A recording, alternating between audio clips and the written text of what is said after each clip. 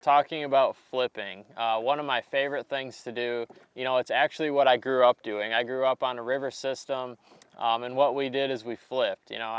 I love beating the bank. I love fishing current. I love fishing, things that I could see with my eyes, whether it was a lay down or, a piece of grass or anything like that.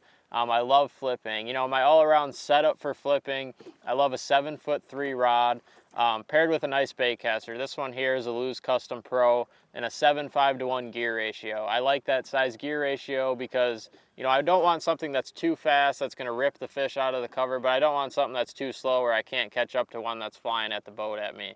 Now line, this is the most important part for me.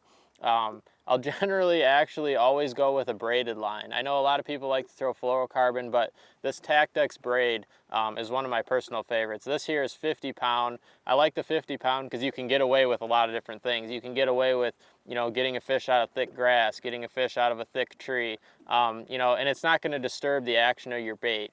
That's why I like the 50 pound. Also, the coloration on this line is awesome because, I could, cut off a little piece. It's camo colored, so there's darker parts of the line, there's lighter parts of the line. You tie it up to the darker part, and you can still see your line in the water, right? So you can see a fish bite your bait with this braided line, but at the same time, it's camouflaged. You're gonna get more bites throughout the day.